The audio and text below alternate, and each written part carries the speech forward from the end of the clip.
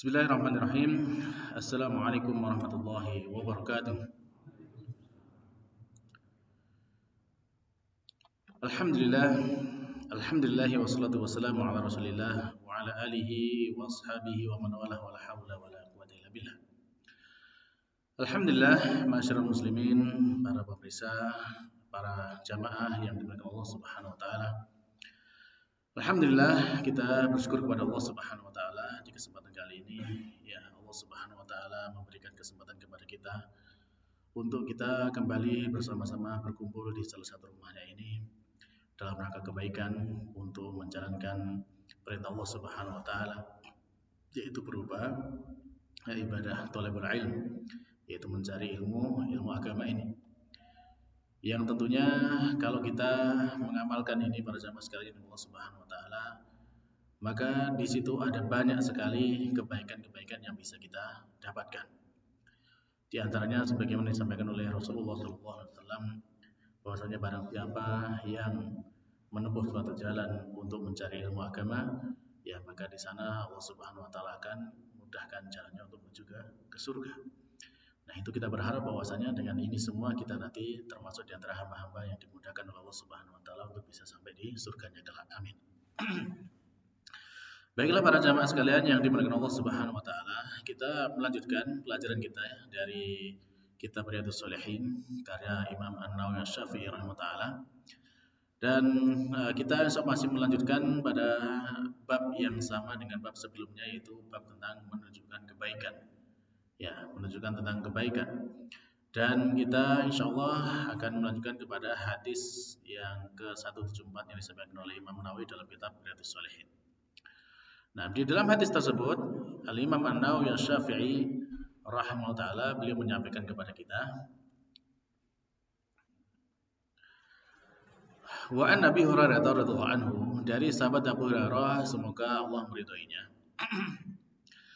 anna Rasulullah sallallahu alaihi wasallam, bahwasanya Rasulullah sallallahu alaihi wasallam qala, beliau bersabda, man da'a ila huda, barang siapa yang mengajak kepada huda atau petunjuk, kana lahu, maka ada bagi dia minal ajri, dari pahala itu, mislu ujuri man tabi'ah, seperti pahala orang yang mengikutinya.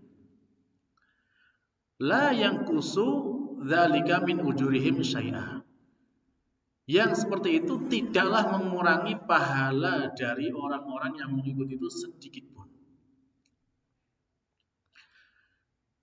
Sebaliknya, wa man da'a ila dhalalah, dan barang siapa yang mengajak kepada kesesatan, kana alaihi minal ism, maka ada bagi dia itu apa? Dosa. Seperti mislu asami man tabi'ah, seperti dosanya orang yang mengikuti dia dalam kesesatan itu. La yanqusu dzalika min asamihim syai'a, tidak mengurangi dari dosa orang-orang yang mengikuti itu sedikit pun. Rawahu Muslim, hadis riwayat Imam Muslim. Para jemaah sekalian yang dimuliakan Allah Subhanahu wa taala, tentu hadis ini hadis yang sangat penting bagi kita ya.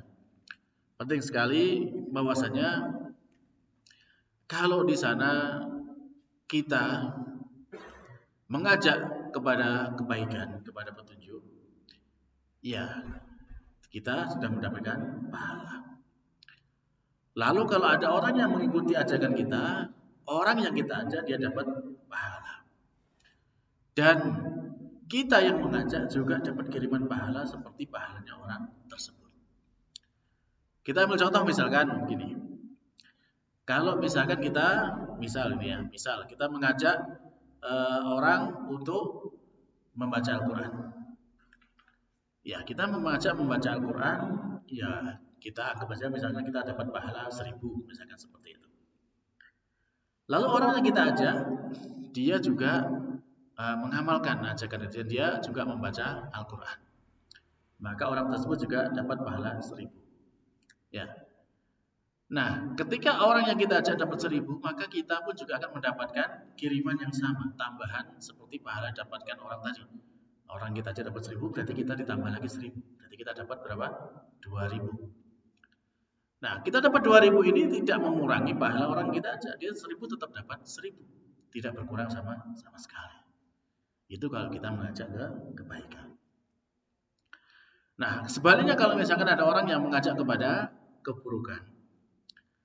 Ya, misalkan kita mengajak kepada keburukan. Alhamdulillah ya, jangan kita lah ya. Ada orang yang mengajak kepada keburukan. Dia dengan ajakannya itu dia berdosa karena mengajak ke keburukan. Kalau dia mengerjakan keburukan itu, kesesatan itu, ya dia juga berdosa. Misalkan dia melakukan suatu kesesatan. Apa misalkan perbuatan dosa ya kebaca misalkan korupsi lah gitu ya. Perbuatan korupsi.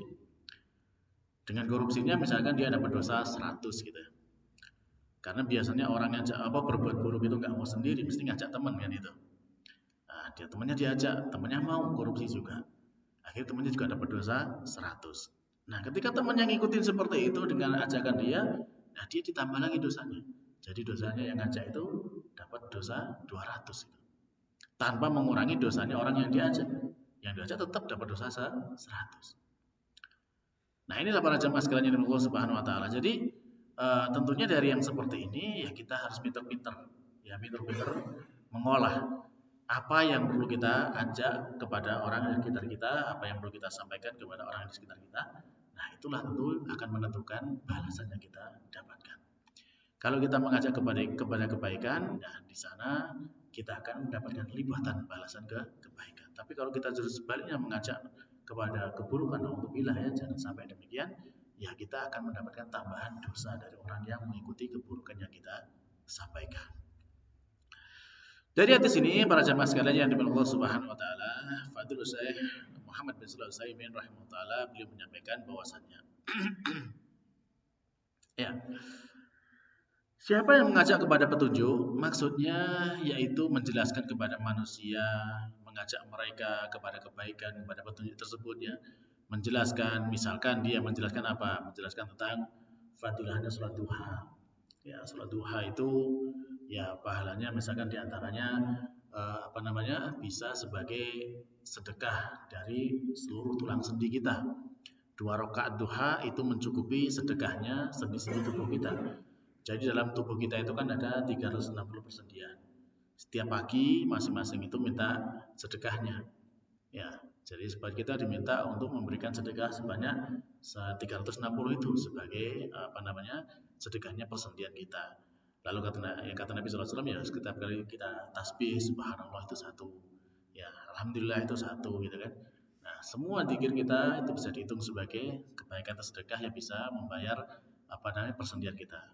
Lalu kata Nabi SAW beliau mengatakan bahwasanya mencukupi semua itu dengan 2 rakaat sholat duha. Jadi kalau misalkan kita sudah sholat duha 2 rakaat itu sudah mencukupi untuk membayar sedekahnya persendian tubuh kita. Nah, kalau kita bisa menjelaskan seperti itu kepada orang, ya lalu orang yang mengamalkan seperti itu, dia mengamalkan sholat duha, dia dapat pahala sholat duha. Kita pun dapat kiriman pahalanya sholat duha tersebut. Nah, ya, jadi seperti itu para jamaah. Dan sebaliknya, ya, atau misalkan kita mengajak orang ya untuk sholat malam, ya, sholat malam. Sholat malam itu kan termasuk sholat yang paling utama setelah sholat wajib kan gitu. Nah, termasuk diantara kesolehan kebiasaan orang soleh dari zaman dahulu ya mereka itu senantiasa sholat malam. Ya kita bisa jelaskan kepada mereka bahwa sholat malam itu diakhiri dengan witir minimal 1 rakaat gitu ya, 1 rakaat witir. Bisa 3 rakaat witir. Nah, kalau misalkan kita nggak bangun sebelum subuh, ya kita bisa sholat witirnya sebelum tidur gitu kan. Sebagaimana sahabat Abu Hurairah gitu kan, diwasiati Nabi jangan tidur sebelum sholat witir 3 rakaat. Kalau misalkan juga masih berat seperti itu biasanya udah ngantuk duluan, ya sudah sholat witirnya bisa di awal malam setelah sholat isya bisa sholat witir duluan. Nah ini seperti ini kalau kita mengamalkan seperti itu, ya kita sudah termasuk orang-orang yang ahli qiyamul lail, ahli sholat malam. Nah kalau misalkan kita sudah menjelaskan seperti itu, terus ada yang mengamalkan, maka orang yang mengamalkan dapat pahalanya, pahala sholat malam. Dan yang menjelaskan atau mengajak seperti itu juga dapat kiriman pahala yang sama. Nah, maka itulah para jamaah. Jadi ini menjadi penyemangat bagi kita untuk bisa ya menyampaikan kebaikan-kebaikan. Apapun kebaikannya. Ya kebaikan sedekah, kebaikan baca Quran, kebaikan yang lainnya. Nah, tentunya dengan seperti ini ya Harapannya semakin banyak yang kita ajak, ya semakin banyak pula kebaikan yang bisa kita dapatkan. Nah berikutnya di akhir hadis tadi Nabi menjelaskan kepada kita, man da'a ila dzalatin kana alaihi minal ism mislu asami man tabi'ah la yanqusu dzalika min asamihim syai'a. Jadi maksudnya kalau ada orang yang mengajak ya kepada perbuatan dosa, ya lalu dia itu pasti mendapatkan dosanya. Dan dosa orang yang mengikutinya itu juga akan dikirimkan kepada orang yang mengajak itu. Ya, naudzubillah ya. Jadi misalkan orang mau mencuri atau orang mau merampok gitu. Dia kalau sendirian mungkin nggak berani gitu, ngajak teman gitu kan. Akhirnya kalau misalkan dia mencuri sendiri dosanya 1, tapi karena dia mengajak teman berdua mencuri dosanya jadi lipat 2. Ya. Naudzubillah ya, jangan sampai seperti itu.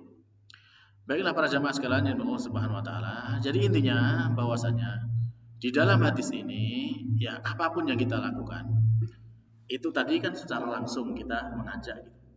Nah, secara tidak langsungnya bagaimana? Secara tidak langsungnya itu kalau kita bisa memberikan contoh.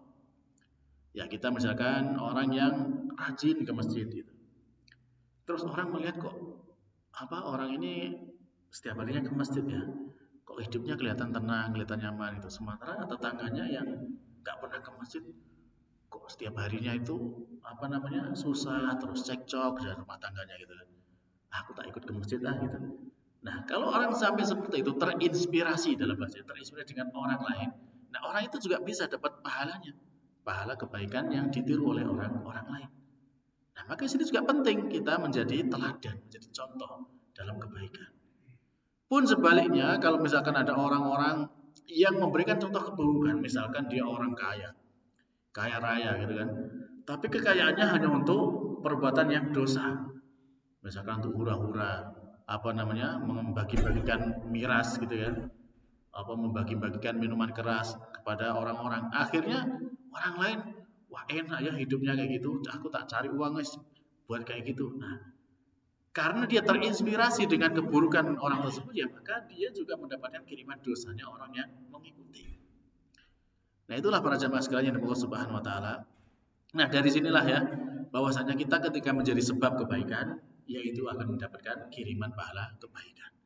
Tapi sebaliknya, alhamdulillah kalau ada sampai orang menjadi sebab keburukan, ya dia akan mendapatkan kiriman dosa dari orang-orang yang mengikutinya.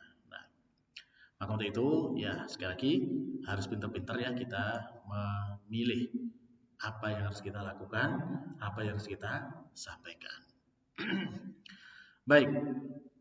Ma'asyiral muslimin, para jamaah sekalian yang dirahmati Allah Subhanahu wa taala. Selanjutnya, Al-Imam An-Nawawi masih di bab yang sama menyampaikan hadis ya dari Wa'an Abil Abbas Sahal bin Sa'id As-Sa'idi. Dari Abu Abbas, namanya Sahal bin Sa'id As-Sa'idi radhiyallahu anhu, semoga Allah beri ridhonya. Anna Rasulullah sallallahu alaihi wasallam qala, bahwasanya Rasulullah sallallahu alaihi wasallam itu bersabda. Yauma Khaybar, pada hari perang Khaybar. Beliau bersabda bagaimana? La u'tiyanna rayata ghadan. Saya akan memberikan bendera perang, ya royah.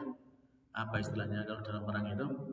Ya bendera ya, kalau di dalam perang itu bendera itu apa namanya? Ya, bendera yang dipakai untuk perang itu. Ya. Panji perang. Nah, panji perang. Nah, la'utiyanna rayata ghadan. Besok saya akan memberikan panji perang ini kepada siapa? Kepada rajulan, kepada seorang laki-laki. Yang mana sifatnya laki-laki ini yaitu yaftahullahu ala yadaihi. Allah akan membuka kemenangan, memberikan kemenangan melalui kedua tangannya. Jadi laki-laki ini akan menjadi sebab kemenangan umat Islam. Tidak hanya cukup itu. Orang ini memiliki sifat apa? Yuhibbullaha wa rasulah. Dia itu cinta kepada Allah dan cinta kepada Rasulnya. Ini yang mengucapkan adalah Nabi. Ucapan Nabi pasti benar. Jadi kalau udah orang punya sifat seperti ini, dia mencintai Allah, dia mencintai Rasulnya, ini pasti benar. Ya, bukan hanya sekedar pura-pura, tapi memang pasti benar. Keadaan dia seperti itu. Lalu sebagai apa kelebihan orang tersebut juga bahwasanya wa yuhibbuhullahu wa rasuluh. Dan sebaliknya Allah juga cinta kepada laki-laki tersebut, demikian juga Rasulullah juga cinta kepada laki-laki tersebut. Masya Allah, luar biasa keutamaannya di sini kan. Allah memberikan kemenangan sebab dia itu cinta Allah, dia cinta Rasulnya, Allah cinta dia dan Allah juga cinta Rasulnya juga cinta kepada orang tersebut. Maka ini keutamaan yang luar biasa. Maka mendapati yang seperti itu, fabatan nasu yadukuna lailatahum ayyuhum yu'taha. Jadi malam itu para sahabat Nabi itu mereka itu bermalam dalam kondisi apa? Saling berangan-angan. Ya, berharap agar mereka yang mendapatkan panji perang tersebut. Ya gimana nggak berharap? Kan tadi keutamaan luar biasa kan? Yang menjadi sebab kemenangan. Kemudian dia cinta Allah, cinta Rasulnya, dia juga dicintai Allah dan dicintai oleh Rasulnya. Maka semuanya pengen mendapatkan gelar seperti itu kan. Nah, sehingga sampai ada di riwayat yang lain disebutkan sampai sahabat Umar tuh nggak pernah berharap mendapatkan sesuatu ya jabatan kecuali pada hari itu karena saking besarnya pahalanya kan gitu, dicintai Allah, dicintai Rasulnya gitu. Nah, akhirnya ketika pagi falamma asbahan nasu, ketika pagi harinya ya, an-nasu ghadau ala Rasulullah sallallahu alaihi wasallam. Mereka bersegera datang kepada Rasulullah sallallahu alaihi wasallam. Berharap apa? Ya berharap kulluhum yarju an yu'taha. Semuanya mereka bersegera datang kepada Nabi, berharap mereka yang mendapatkan panji tersebut. Ya gimana nggak berharap? Ya kalau misalkan kita diiming-imingi saja dengan imbalan 1 M, itu sudah rebutan, apalagi ini imbalannya dicintai Allah dan dicintai Rasulnya. Maka mereka tentu sangat berharap. Nah, lalu setelah mereka berkumpul, Nabi SAW bersabda, Aina Ali bin Abi Thalib? Di mana Ali bin Abi Thalib? Yang dicari malah yang nggak ada gitu. Para sahabat sudah berharap mereka dapat, ternyata yang dicari malah yang tidak hadir. Nah, maka kemudian dari situ dikatakan kepada Rasulullah SAW, ya Rasulullah, huwa yashtaki ainaihi. Wahai Rasulullah, beliau sahabat Ali itu sedang mengeluhkan kedua matanya. Jadi kedua matanya sakit.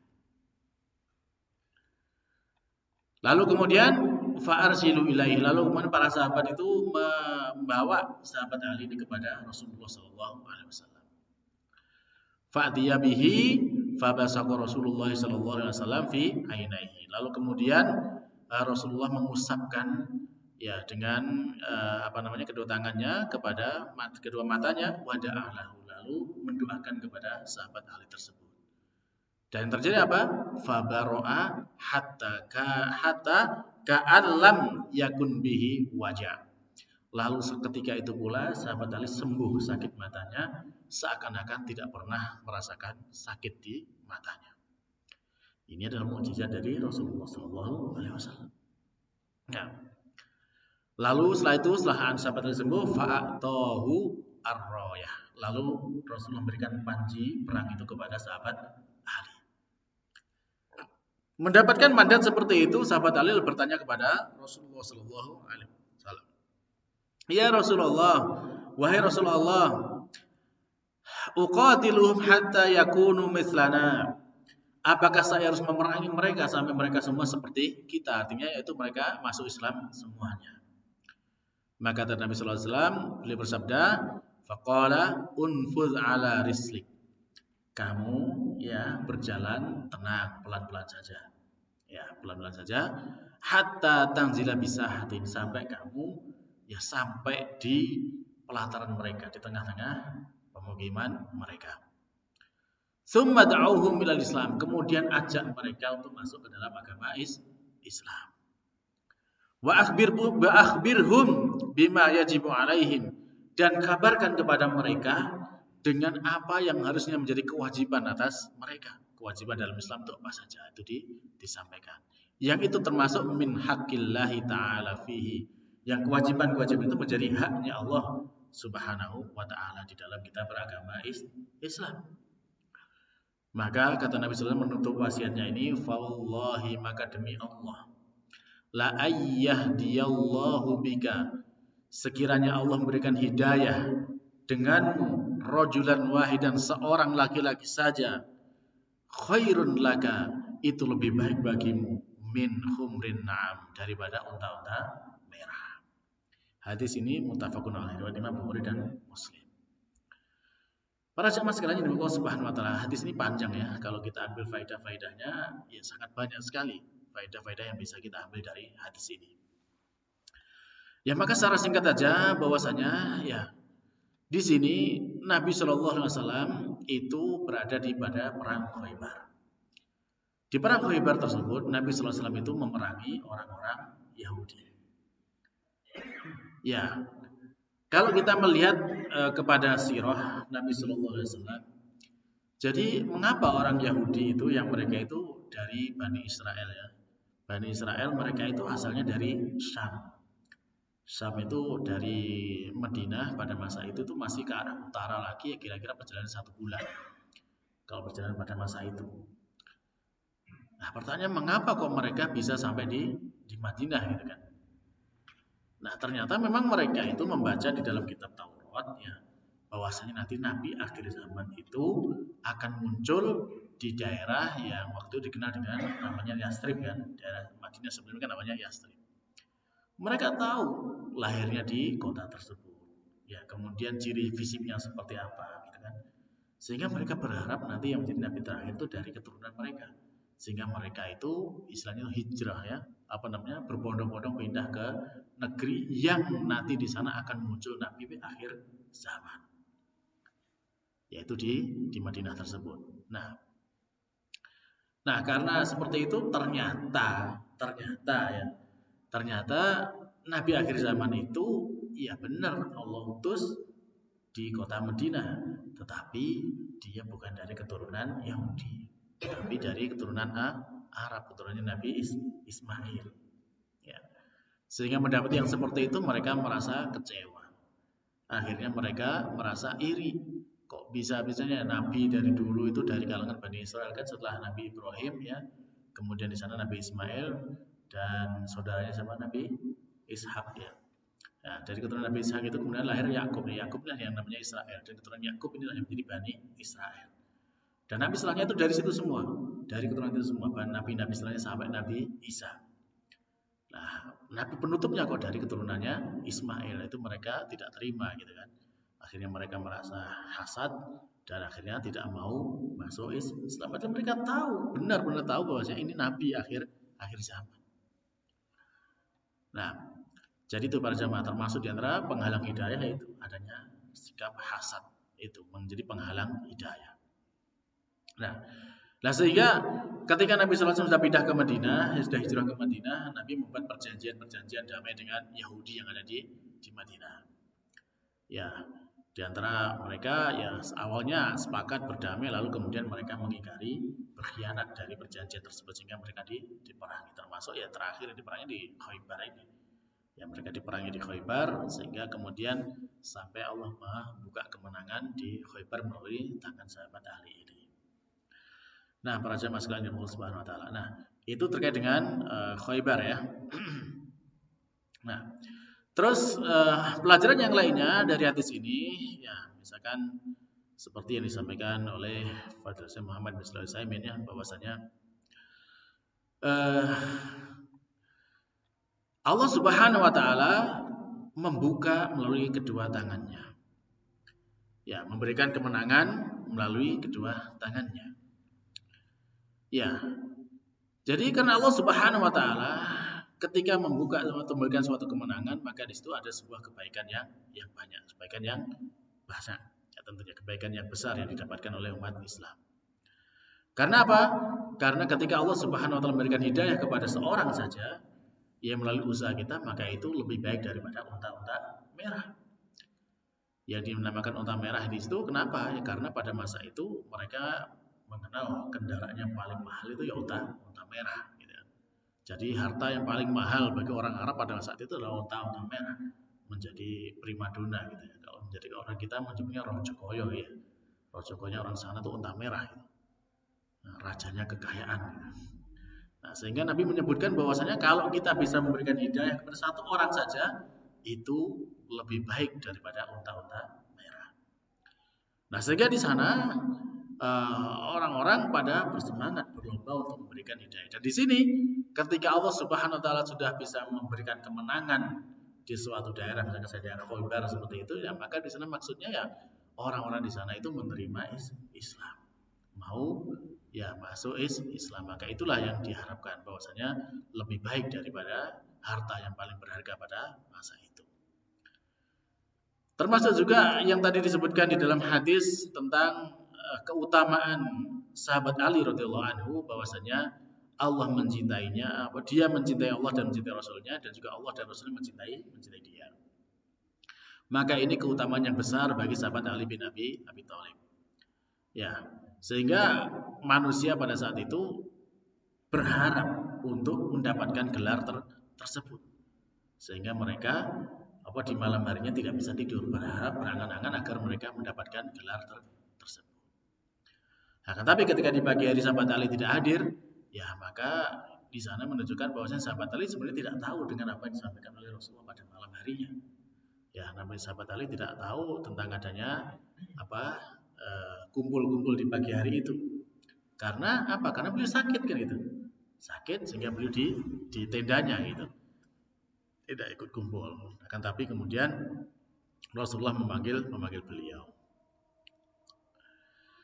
Baik. Para jamaah sekalian yang dimaulah Subhanahu wa taala, ya tadi sudah kita jelaskan ya, royah itu panji ya, panji yang digunakan dalam medan perang, yang di sana itu menjadi tanda ini kelompoknya ini kelompoknya musuh, ini kelompoknya.